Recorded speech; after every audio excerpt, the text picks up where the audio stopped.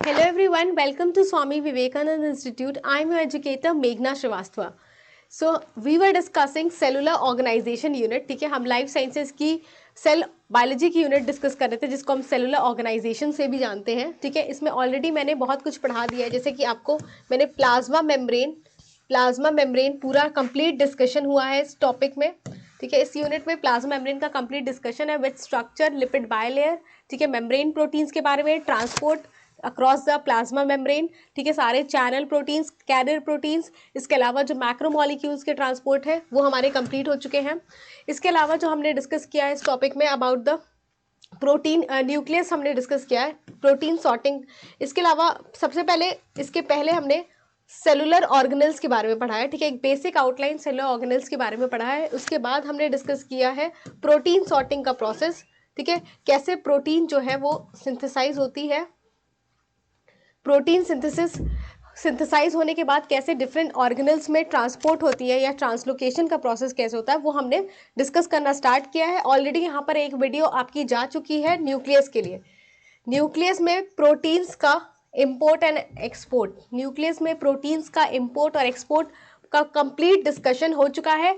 आप ये सारे वीडियोस एक्सेस कर सकते हैं हमारे यूट्यूब चैनल से. आप प्लेलिस्ट में जा करके वीडियोस को देख सकते हैं जहाँ पर ऑलरेडी 10 to 11 क्लासेस मैंने अपलोड कर दिए. इसके पहले जो CSIR लाइफ साइंसेस का एग्जाम होता है, CSIR लाइफ साइंसेस का जो एग्जाम होता है, नेट JRF का जो एग्जाम होता है, जो कि हम जिसका सिलेबस कवर कर रहे हैं नेट JRF एग्जाम का, अपने इस एग्जाम का कंप्लीट सिलेबस का डिस्कशन ऑलरेडी हमारे चैनल पे डिस्कस्ड है, और जिसमें मैंने एग्जाम का पैटर्न डिस्कस किया है, क्वेश्चन पेपर कैसे आते हैं, क्वेश्चंस कैसे आते हैं, कंप्लीट सिलेबस यूनिट्स कौन कौन सी है डिस्कस किया है. So already we were studying the cellular organisation. आज जो मुझे पढ़ाना है वो है प्रोटीन सॉर्टिंग इन क्लोरोप्लास्ट. ठीक है, क्लोरोप्लास्ट. सो सबसे लेटेस्ट वीडियो में हमने न्यूक्लियस और माइटोकॉन्ड्रिया भी हमारा कंप्लीट हो गया है. ठीक है, protein sorting in chloroplast and mitochondria हमारा ऑलरेडी डिस्कस्ड है. आज मुझे स्टार्ट करना है प्रोटीन सॉर्टिंग का प्रोसेस क्लोरोप्लास्ट में. तो चलिए स्टार्ट करते हैं इस वीडियो को. सबसे पहले मैं एक इंट्रोडक्शन देख दूं कि प्रोटीन सॉर्टिंग का प्रोसेस क्या होता है. ठीक है, प्रोटीन सॉर्टिंग का क्या मतलब है, या प्रोटीन का ट्रांसलोकेशन. ठीक है, वी ऑल नो दैट जो प्रोटीन सिंथेसिस होती है हमारी साइटोसॉल में. ठीक है, कहाँ होती है, साइटोसॉल में होती है. सेल के अंदर, सेल अगर है, ये एक सेल है, ये न्यूक्लियस है. ठीक है, ये न्यूक्लियस है, ये डिफरेंट सेलुलर ऑर्गेनल्स है. ठीक है, ये माइटोकॉन्ड्रिया हो गया, क्लोरोप्लास्ट हो गया. ठीक है, ये हो गया एंडोप्लाज्मिक रेटिकुलम, ये हो गया गोल्जी बॉडीज. ठीक है, ये लाइसोसोम्स कुछ प्रेजेंट है, कुछ वेसिकल्स प्रेजेंट है. ठीक है, राइबोसोम्स वगैरह प्रेजेंट है. तो ये जो हमारा लिक्विड पार्ट है, ठीक है, ये जो हमारा वाटरी पार्ट है आउटसाइड द ऑर्गेनल्स के बाहर जो सेल में वाटरी या लिक्विड पार्ट होता है, इसे हम बोलते हैं साइटोसॉल. ये ऑलरेडी आपको फर्स्ट जो बेसिक क्लास मैंने ली थी उसमें मैंने आपको साइटोप्लाज्म का मतलब एक्सप्लेन किया है. सो ये जो साइटोसॉल होता है, इस साइटोसॉल में राइबोसोम्स पाए जाते हैं, राइबोसोम्स. और ये यूकैरियोटिक सेल में 80S राइबोसोम्स पाए जाते हैं. यूकैरियोटिक सेल में 80S राइबोसोम्स पाए जाते हैं. ठीक है, इसके अलावा राइबोसोम्स जो होते हैं प्रेजेंट होते हैं. इसके अलावा यूकैरियोटिक सेल में ही माइटोकॉन्ड्रिया एंड क्लोरोप्लास्ट में 70S राइबोसोम पाए जाते हैं. ठीक है, सो क्लोरोप्लास्ट एंड माइटोकॉन्ड्रिया में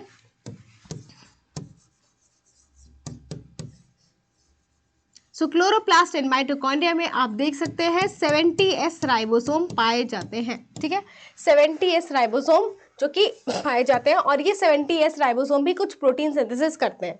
ठीक है, सो आज का हमारा टॉपिक ये डिस्कशन है कि प्रोटीन का सॉर्टिंग. ठीक है, सो प्रोटीन के सॉर्टिंग का ये मतलब है प्रोटीन सिंथेसिस या प्रोटीन का ट्रांसलेशन का जो प्रोसेस है वो साइटोसॉल में होता है. ठीक है, और वो कैटलाइज होता है by the help of ribosome जो कि है 80S राइबोसोम जो है हमारे प्रोटीन की सिंथेसिस कर रहे होते हैं. ठीक है, एंड कुछ प्रोटीन जो है वो क्लोरोप्लास्ट एंड माइटोकॉन्ड्रिया में भी माइटोकॉन्ड्रियल एंड क्लोरोप्लास्ट के प्रोटीन्स बनते हैं. ठीक है, सो ये जो प्रोटीन बनता है, ठीक है, अगर मैं इसको बताऊं कि ये प्रोटीन जो बन रहा है, ठीक है, कहाँ पर बनता है ये प्रोटीन, साइटोसॉल में, राइट. तो साइटोसोल में ये जो प्रोटीन का सिंथेसिस हो रहा है, अब ये प्रोटीन्स जो होते हैं, ये प्रोटीन जो बन रहे हैं, इनका काम कहाँ होगा, ठीक है।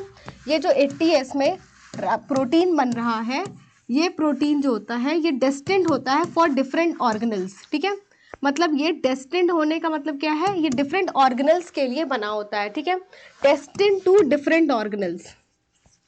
सो सेल के अंदर जितने ऑर्गेनल्स पाए जाते हैं, जैसे कि माइटोकॉन्ड्रिया हो गया, एंडोप्लाज्मिक रेटिकुलम हो गया, है ना इसके अलावा गोल्जी एपरेटस, क्लोरोप्लास्ट, तो ये प्रोटीन्स जो होते हैं ये डिफरेंट ऑर्गेनल्स के लिए ये बने होते हैं। और ये प्रोटीन्स जो होते हैं, प्रोटीन सिंथेसिस के बाद वो डिफरेंट ऑर्गेनल्स में जाते हैं, ठीक है। जिसके लिए ये जो प्रोटीन का सॉर्टिंग है, इसी में हमें डिस्कस करना है। अब जो प्रोटीन बन रहा है वो जो क्लोरोप्लास्ट में आएगा, ठीक है, वो क्लोरोप्लास्ट में जो प्रोटीन आएगा उसे हम बोलते हैं प्रोटीन सॉर्टिंग इन क्लोरोप्लास्ट, ठीक है। सो वो प्रोटीन जो कि सिंथेसाइज होता है साइटोसॉल में और डिफरेंट ऑर्गेनल्स में जाता है, उसी को बोलते हैं प्रोटीन सॉर्टिंग। और आज हम डिस्कस करने जा रहे हैं प्रोटीन सॉर्टिंग इन क्लोरोप्लास्ट, ठीक है। अब देखते हैं, अगर क्लोरोप्लास्ट में प्रोटीन आ रहा है, ठीक है, तो उसके बाद वो कैसे आएगा, प्रोटीन क्या होगी, क्या सारी कॉम्प्लेक्सेस होंगे, ये हमें डिटेल्ड में डिस्कस करना है। सो ऑलरेडी मैंने माइटोकॉन्ड्रिया का वीडियो आपको शेयर किया है, जहां पर हमने देखा है कि कुछ जो ट्रांसलोकेशन का प्रोसेस है, ठीक है, क्लोरोप्लास्ट जो माइटोकॉन्ड्रिया में हमने ट्रांसलोकेशन का प्रोसेस देखा था, सेम उसी तरीके का प्रोसेस कहाँ होता है, क्लोरोप्लास्ट में भी होता है, ठीक है। ये क्लोरोप्लास्ट का स्ट्रक्चर है। यहाँ क्लोरोप्लास्ट में ये आप देख सकते हो, क्लोरोप्लास्ट में यहाँ पर ये इनर मेम्ब्रेन है, ये आउटर मेम्ब्रेन है, ये स्ट्रोमा लेमिली है जो कि दो ग्रेना के बीच में, ये बीच का जो लिक्विड पार्ट है यहाँ पर वो क्या होता है, स्ट्रोमा होता है। ये थाइलेकॉइड है। थाइलेकॉइड कैसे होता है, अगर ये ग्रेना है, ये जो ग्रेनम होती है, इसमें जो एक डिस्क होता है वो हमारा थाइलेकॉइड होता है। एंड थाइलेकॉइड के अंदर ही डिफरेंट क्लोरोप्लास्ट के पिगमेंट्स प्रेजेंट होते हैं, ठीक है। और ये हमारा दो क्या है, दोनों मेम्ब्रेन के बीच में इंटर मेम्ब्रेन स्पेस है। अब ये थाइलेकॉइड के अंदर जो होते हैं प्रोटीन आते हैं, क्योंकि थाइलेकॉइड के अंदर क्या है, हमें प्रोटीन की जरूरत है, तो प्रोटीन का ट्रांसलोकेशन थाइलेकॉइड के अंदर होता है, ठीक है। और कुछ प्रोटीन का ट्रांसलोकेशन कहाँ होता है, स्ट्रोमा में होता है, ठीक है। कुछ प्रोटीन का ट्रांसलोकेशन कहाँ होता है, थाइलेकॉइड के अंदर होता है, थाइलेकॉइड की ल्यूमेन में, थाइलेकॉइड स्पेस में। एंड कुछ प्रोटीन का ट्रांसलोकेशन कहाँ होता है, थाइलेकॉइड के मेम्ब्रेन पे, ठीक है। और कुछ प्रोटीन का आती है स्ट्रोमा में। तो ये जो प्रोटीन आ रही है, ये कैसे आ रही है विद कॉम्प्लेक्सेस, ये हम डिटेल में डिस्कस करने जा रहे हैं। सबसे पहले हम देख सकते हैं ये जो ट्रांसलोकेशन होता है क्लोरोप्लास्ट का, वो सिमिलर होता है with the translocation of mitochondria, ठीक है। माइटोकॉन्ड्रिया में हमने क्या पढ़ा था, कुछ ट्रांसलोकेशन के लिए क्या होते हैं, कुछ कॉम्प्लेक्सेस होते हैं, ठीक है, जिसको हम ट्रांसलोकेटर बोलते हैं, है ना, ट्रांसलोकेटर। जैसे अगर मेम्ब्रेन थी, मेम्ब्रेन पे क्या होता है, कुछ ट्रांसलोकेटर प्रेजेंट होता है, जिसके थ्रू जो होता है अंदर की तरफ हमारा प्रोटीन अंदर आ जाता है, ठीक है। तो जो क्लोरोप्लास्ट है वहां पर जो ट्रांसलोकेटर होते हैं, ठीक है, translocation of chloroplast precursor proteins into thylakoid space, हम डिस्कस कर रहे हैं थाइलेकॉइड के अंदर, ठीक है। थाइलेकॉइड के अंदर अगर ये क्लोरोप्लास्ट है, क्लोरोप्लास्ट में क्या था, ये हमारा ग्रेनम था, ठीक है, और ये ग्रेनम जो होते हैं वो थाइलेकॉइड्स के ही बने होते हैं, ठीक है, डिफरेंट ग्रेनम थे, ठीक है। और ये स्ट्रोमा लेमिली से कनेक्टेड होते हैं, और ये पोर्शन क्या होता है, स्ट्रोमा होता है। इस थाइलेकॉइड के स्पेस में जो प्रोटीन आ रही है उसे क्या बोलते हैं, प्रिकर्सर प्रोटीन्स, ठीक है। अब ये जो प्रोटीन्स आ रही है जो सिंथेसाइज साइटोसॉल में होती है और आती क्लोरोप्लास्ट में, ये हमें कैसे पता चलेगा कि ये क्लोरोप्लास्ट की प्रोटीन है, क्योंकि साइटोसॉल में तो बहुत सारी प्रोटीन्स बन रही है, न्यूक्लियस की भी बन रही है, माइटोकॉन्ड्रिया की भी बन रही है, क्लोरोप्लास्ट की भी बन रही है, ईआर की भी बन रही है ना, पेरोक्सिसोम की भी बन रही है। तो ये बात हमें पता चलती है by the help of signal sequence, ठीक है, सिग्नल सीक्वेंसेस। ये सिग्नल सीक्वेंसेस क्या होते हैं, सिग्नल सीक्वेंसेस क्या होते हैं, जो प्रोटीन है वो अमीनो एसिड्स का बना होता है। Protein is the polymer of amino acids, ठीक है। प्रोटीन जो है वो अमीनो एसिड रेसिड्यूज से ही मिलकर बना होता है। तो कुछ स्पेसिफिक अमीनो एसिड सीक्वेंसेस जो होते हैं वो प्रोटीन पे प्रेजेंट होते हैं। वो अमीनो एसिड्स जो होते हैं वो इतने स्पेसिफिक हैं कि वो उसी प्रोटीन पे पाए जाएंगे जो कि डेस्टिन्ड है उस पर्टिकुलर ऑर्गेनल के लिए। लेट्स से अगर क्लोरोप्लास्ट का प्रोटीन है तो उसके ऊपर क्या होता है, एन टर्मिनल पे सेरीन थ्रेनिन जो अमीनो एसिड्स हैं वो बहुत ज्यादा पाए जाते हैं एन टर्मिनल पे, ठीक है। प्रोटीन का हमने अगर स्ट्रक्चर देखा था तो कैसे होते हैं, प्रोटीन पे एक एन टर्मिनल होता है और एक सी टर्मिनल होता है ना। एन टर्मिनल पे क्या होते हैं, सेरीन थ्रेनिन रिच होते हैं। सो प्रोटीन जो कि एंड टर्मिनल पे सेरीन और थियोनिन अमीनो एसिड रेसिड्यूज से रिच होते हैं, वो प्रोटीन जो होते हैं आते हैं ट्रांसलोकेट होते हैं क्लोरोप्लास्ट में, ठीक है। सो जो प्रोटीन जो सेरीन थियोनिन है, यहाँ पर ये सिग्नल सीक्वेंस है और ये सिग्नल सीक्वेंस का प्रेजेंस हमें बता रहा है कि ये प्रोटीन जो है वो क्लोरोप्लास्ट के अंदर आएगा, ठीक है। अब यहाँ पर हम देख रहे हैं कि ये प्रोटीन कहाँ आ सकता है। तो थाइलेकॉइड के स्पेस में हम जा रहे हैं पढ़ने कि थाइलेकॉइड के स्पेस में प्रोटीन कैसे आते हैं। सबसे पहला पॉइंट मैंने यहाँ लिखा है कि protein transport into chloroplast resemble the transport into mitochondria.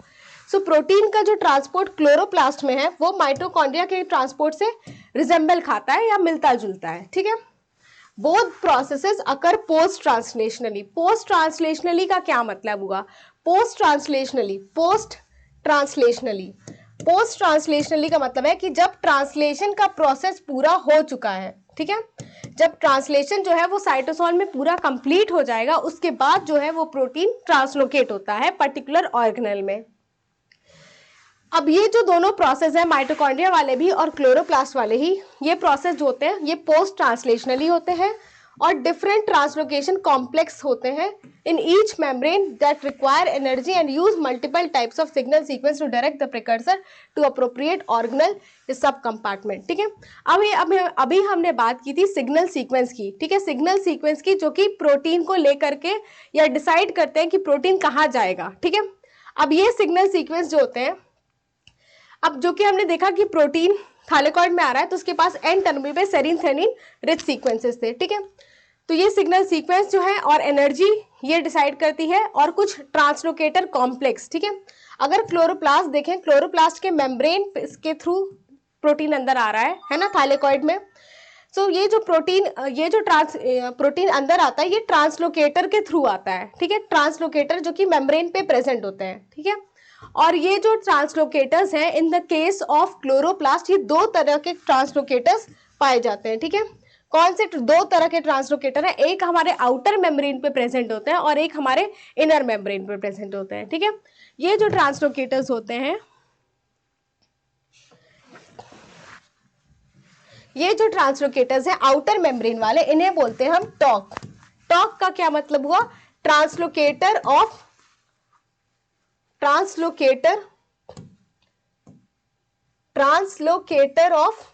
Membrane, ठीक है। सो जो क्लोरोप्लास्ट के आउटर मेम्ब्रेन पे ट्रांसलोकेटर प्रोटीन प्रेजेंट होंगे उनको हम बोलते हैं टॉक बोलते हैं, और जो इनर मेम्ब्रेन पे प्रेजेंट होते हैं उन्हें बोलते हैं हम टिक। टिक क्या है? टिक इज ट्रांसलोकेटर ऑफ इनर मेम्ब्रेन, ठीक है। टिक क्या होता है? टिक का फुल फॉर्म देखें तो ट्रांसलोकेटर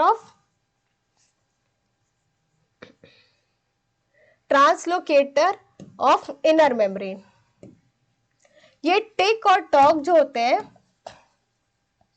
इसके थ्रू जो है प्रोटीन अंदर स्ट्रोमा में आएगा और स्ट्रोमा के बाद थाइलेकॉइड में आएगा, ठीक है।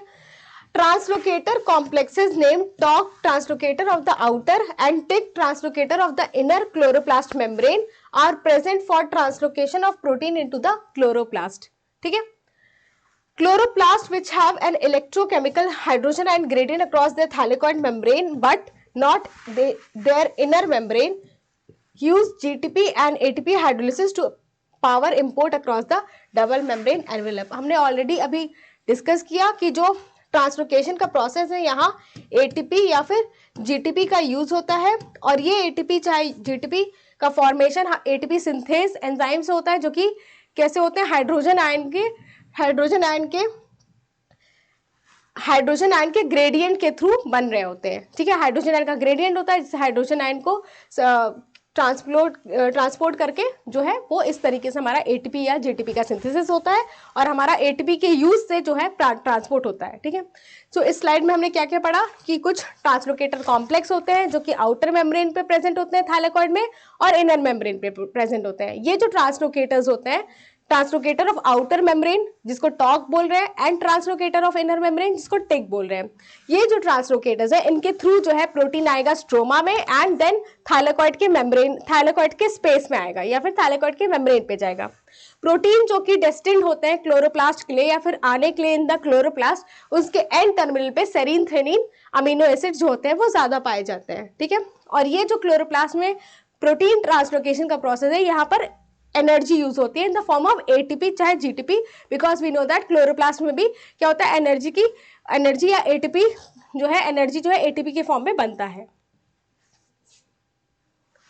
अब हम यहाँ पर एक डायग्राम देख सकते हैं जहां पर हम पूरी तरीके से एक्सप्लेन है प्रोटीन का इंपोर्ट इनसाइड द कहां पर क्लोरोप्लास्ट, ठीक है। सबसे पहले हम देख सकते हैं यहाँ पर एक थाइलेकॉइड प्रिकर्सर प्रोटीन है, ठीक है। थाइलेकॉइड प्रिकर्सर प्रोटीन जो कि हम देख सकते हैं कहाँ प्रेजेंट है आउटसाइड मीन साइटोसॉल में। ये जो थाइलेकॉइड प्रिकर्सर प्रोटीन है ग्रीन कलर का, ठीक है, ये बाइंड कर रहा है, इसके पास रेड कलर का यहाँ पर हम देख सकते हैं थाइलेकॉइड सिग्नल सीक्वेंस, ठीक है। थाइलेकॉइड सिग्नल सीक्वेंस प्रेजेंट है एंड टर्मिनल पे, मैंने ऑलरेडी बताया सिग्नल सीक्वेंस एंड टर्मिनल पे प्रेजेंट होते हैं। और यहाँ पर ये रेड कलर से शोन है कि ये रेड कलर का क्या है, थाइलेकॉइड का सिग्नल सीक्वेंस, ठीक है, ये रेड कलर का। ये जो प्रोटीन है प्रिकर्सर प्रोटीन, ये आकर के बाइंड कर रहा है रिसेप्टर पे जो कि प्रेजेंट है टॉक कॉम्प्लेक्स पे, ठीक है। टॉक क्या है, टॉक है translocator of outer membrane of chloroplast. ये टॉक कॉम्प्लेक्स पे रिसेप्टर है जिससे कि हमारा प्रिकर्सर प्रोटीन आकर बाइंड कर रहा है। अब क्या हुआ, ये जो टॉक कॉम्प्लेक्स के थ्रू प्रोटीन अंदर आ जाएगा टिक कॉम्प्लेक्स पे, ठीक है। टिक कॉम्प्लेक्स कहाँ है, टिक कॉम्प्लेक्स प्रेजेंट होता है इनर मेम्ब्रेन पे, ठीक है, translocator of inner membrane of chloroplast. Protein Toc से टिक के थ्रू अंदर आएगा, यहाँ पर जीटीपी और एटीपी, ठीक है, जीटीपी या फिर एटीपी के फॉर्म में एनर्जी का यूटिलाइजेशन होगा और ये स्ट्रोमा में, ठीक है, ये स्ट्रोमा रीजन है, स्ट्रोमा में क्या आएगा, प्रोटीन हमारा अंदर आ जाएगा। स्ट्रोमा में ही कुछ क्या होते हैं, पेप्टाइडेज होते हैं, है ना, पेप्टाइडेज होते हैं जो कि इस सिग्नल सीक्वेंस पे को क्या करते हैं, क्लीव कर देते हैं और बाद में ये डिग्रेड हो जाता है, ठीक है। अब ये जो प्रोटीन होता है इसके पास एक दूसरा सिग्नल सीक्वेंस भी होता है, ठीक है।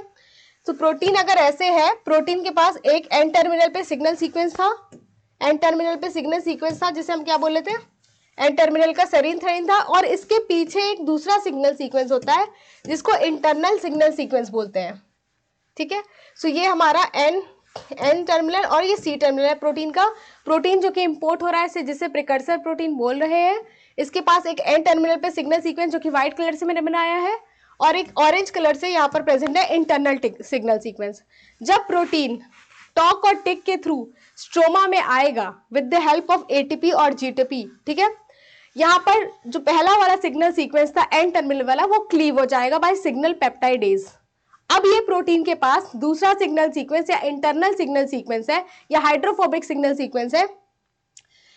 ये सिग्नल सीक्वेंस जो होता है वो अनमास्क या फिर एक्सपोज हो जाते हैं, ठीक है, जो कि क्या हुए थे, मास्क हो रखे थे पहले वाले सिग्नल सीक्वेंस से, और पहला वाला सिग्नल सीक्वेंस जब क्लीव हो गया तो वो क्या हो गया, अनमास्क हो गए, ये अनमास्क हो गए, ठीक है। अब ये जो एक्सपोज्ड थाइलेकॉइड सिग्नल सीक्वेंस, यहाँ लिखा है एक्सपोज्ड थाइलेकॉइड सिग्नल सीक्वेंस, तो ये जो थाइलेकॉइड के दूसरे वाले सिग्नल सीक्वेंस थे जो कि कहाँ जाएंगे, जो कि कहाँ जाने के लिए बने हैं, थाइलेकॉइड के स्पेस में। ये सिग्नल सीक्वेंस के थ्रू ये थाइलेकॉइड के स्पेस में जाने वाले हैं, वो क्या हो गया, ये एक्सपोज हो गया या अनमास्क हो गया।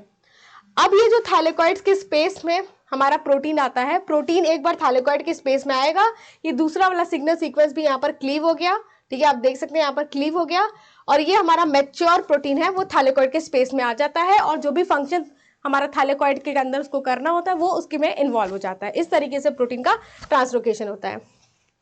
अब यहाँ पर आप दूसरे डायग्राम पे फोकस कर सकते हो, यहाँ पर क्या बना है, ये सेम चीज को यहाँ पर थोड़ा सा जूम करके दिखाया है कि एग्जैक्टली थाइलेकॉइड के स्पेस में कैसे आ रहा है प्रोटीन। अब थाइलेकॉइड के स्पेस में आने के लिए प्रोटीन जो होते हैं वो 3 डिफरेंट पाथवे के थ्रू आ सकते हैं, ठीक है। सो हमने क्या क्या देखा कि स्ट्रोमा में आया प्रोटीन, उसका सिग्नल सीक्वेंस पहला वाला क्लीव होगा एन टर्मिनल वाला, दूसरा सिग्नल सीक्वेंस एक्सपोज हुआ जो कि उसको लेकर के आएगा थाइलेकॉइड के स्पेस में। अब ये थाइलेकॉइड के स्पेस में आने के लिए 3 तरीके के पाथवे होते हैं जिसके थ्रू प्रोटीन जो होता है वो थाइलेकॉइड के स्पेस में आ जाता है और यहाँ पर उसको रिप्रेजेंट किया गया है। पहला पाथवे है सेक पाथवे, ठीक है, सेक पाथवे। सेक पाथवे में हम देख सकते हैं कि प्रोटीन जो होता है यहाँ पर सेक नाम का एक प्रोटीन प्रेजेंट होता है, इसके थ्रू जो है वो थाइलेकॉइड स्पेस में आ रहा है और यहाँ पर एटीपी जो है वो यूटिलाइज हो रही है, हाइड्रोजन आयन इलेक्ट्रोकेमिकल ग्रेडियंट के थ्रू एटीपी जो बन रही है वो यहाँ पर यूटिलाइज हो रही है सेक पाथवे में, ठीक है, सेक पाथवे। या दूसरा पाथवे, अब ये जो सेक प्रोटीन है, ये सेक प्रोटीन का या सेक में जो सेक पाथवे में सेक प्रोटीन है, इसका नाम एंडोप्लाज्मिक रेटिकुलम में जब पढ़ेंगे वहां भी आएगा, ठीक है। अब दूसरा पाथवे है सेक पाथवे के बाद ऑक्सा पाथवे, OXA, ऑक्सा पाथवे। जब हमने माइटोकॉन्ड्रिया पढ़ा था, माइटोकॉन्ड्रिया में भी ऑक्सा जो था वो प्रेजेंट था ट्रांसलोकेटर के फॉर्म में इनर मेम्ब्रेन पे ऑफ द माइटोकॉन्ड्रिया, ठीक है। यहाँ पर भी ऑक्सा जो होता है ये थाइलेकॉइड की मेम्ब्रेन पे प्रेजेंट है। यहाँ पर एक SRP नाम का रिसेप्टर है जो कि प्रोटीन के SRP जो है वो प्रोटीन के सिग्नल सीक्वेंस से बाइंड है, ठीक है। यहाँ पर ब्लू कलर का सिग्नल सीक्वेंस है और ये SRP बाइंड होकर के प्रोटीन को लेकर के आ रहा है ऑक्सा पाथवे के थ्रू और यहाँ पर ऑक्सा पाथवे के थ्रू या ऑक्सा कॉम्प्लेक्स के थ्रू प्रोटीन जो है वो थाइलेकॉइड के मेम्ब्रेन पे क्या हो जा रहा है, एम्बेडेड हो जा रहा है, ठीक है। ये प्रोटीन कहाँ पर आ रहा है, थाइलेकॉइड के मेम्ब्रेन पर, ठीक है। यहाँ पर भी जीटीपी जो होती है, जीटीपी जो कि एक जीटीपी के फॉर्म में एनर्जी को यूटिलाइज होती है, ठीक है। जीटीपी हाइड्रोजन आयन ग्रेडियंट के थ्रू यहाँ पर जीटीपी और एटीपी यूटिलाइज होता है, ये ऑलरेडी हमने डिस्कस किया है। अब जो तीसरा पाथवे है इसमें प्रोटीन जो है वो आ रहा है टैट पाथवे के थ्रू। टैट पाथवे जो है ट्विन आर्जिनिन ट्रांसलोकेटर पाथवे, ठीक है। यहाँ पर 2 आर्जिनिन का यूज होता है इसलिए इसको बोलते हैं टैट ट्विन आर्जिनिन, ठीक है। ट्विन आर्जिनिन, आर्जिनिन क्या है, आर्जिनिन एक अमीनो एसिड है, ठीक है। आर्जिनिन एक अमीनो एसिड होता है। सो ट्विन आर्जिनिन ट्रांसलोकेटर पाथवे के through again hydrogen ion gradient के अलोंग जो है स्ट्रोमा में से प्रोटीन जो है वो आ जाता है कहां पर, थाइलेकॉइड स्पेस में। कुछ प्रोटीन्स जो होते हैं वो अपने आप स्पॉन्टेनियसली भी इस प्रोसेस में आ जाते हैं। तो ओवरऑल हमने क्या देखा, हम देख रहे हैं यहाँ पर कैसे प्रोटीन का ट्रांसलोकेशन या प्रोटीन सॉर्टिंग क्लोरोप्लास्ट में हो रही है। जो प्रोटीन साइटोसॉल में बना था वो क्लोरोप्लास्ट के अंदर कैसे आ रहा है, सबसे पहले आ रहा है टॉक कॉम्प्लेक्स से, टॉक से टिक में आ रहा है, टिक के थ्रू स्ट्रोमा में आ रहा है, स्ट्रोमा में उसका and terminal signal sequence cleave हो गया बाय द पेप्टाइडेज, दूसरा सिग्नल सीक्वेंस एक्सपोज हो गया जो उसके पीछे था, जिससे कि प्रोटीन अब थाइलेकॉइड के स्पेस में आएगा। अब थाइलेकॉइड के स्पेस में आने के लिए प्रोटीन के पास 3 तरीके का पाथवे है, ठीक है। पहला जो पाथवे है वो है सेक पाथवे, इस सब में एनर्जी का यूटिलाइजेशन हो रहा है, ठीक है। सेक पाथवे में कैसे आ रहा है, सेक प्रोटीन प्रेजेंट है जो कि ट्रांसलोकेटर की तरह काम कर रही है और प्रोटीन जो है वो स्ट्रोमा से थाइलेकॉइड स्पेस में आ जा रहा है। दूसरा पाथवे हम देख सकते हैं SRP जो है रिसेप्टर की तरह बाइंड कर रहा है इसके सिग्नल सीक्वेंस से, ठीक है। जो दूसरा वाला इंटरनल सिग्नल सीक्वेंस था उससे बाइंड कर रहा है और इस तरीके से हमारे ऑक्सा पाथवे में SRP जो है ऑक्सा ट्रांसलोकेटर के थ्रू प्रोटीन को इनर थाइलेकॉइड मेम्ब्रेन पे इंसर्ट करवा दे रहा है, ठीक है। And the third pathway is the Tat pathway, twin arginine translocator pathway. यहाँ पर क्या हो रहा है, यहाँ पर अगेन यहाँ पर ट्विन आर्जिनिन ट्रांसलोकेटर प्रेजेंट है जिससे प्रोटीन स्ट्रोमा से हमारे थाइलेकॉइड स्पेस में आ जा रहा है।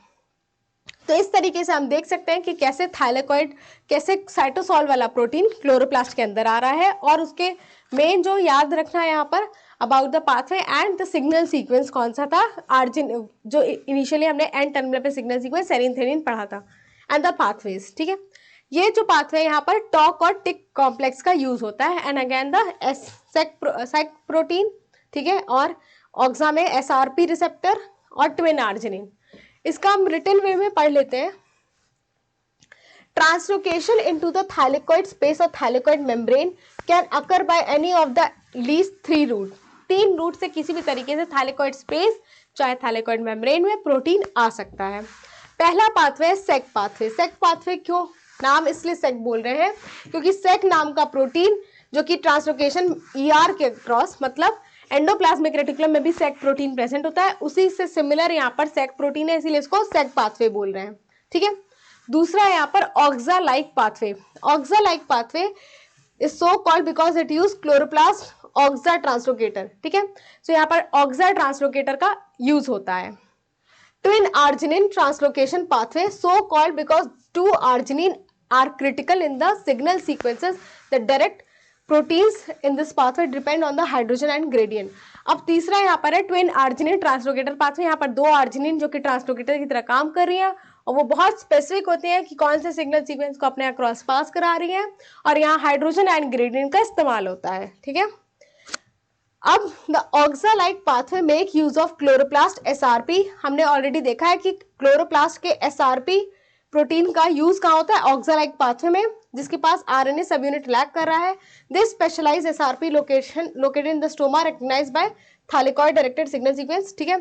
तो स्टोमा में जो थैलेकॉइड जो एसआरपी प्रोटीन है, ठीक है, ये जो है रिकॉग्नाइज कर रहा है थैलेकॉइड वाले सिग्नल सीक्वेंस को और फंक्शन करता है पोस्ट ट्रांसलेशनली, और क्या करता है, थैलेकॉइड प्रिकर्सर प्रोटीन को ही ट्रांसलोकेट करता है इनसाइड द थैलेकॉइड स्पेस।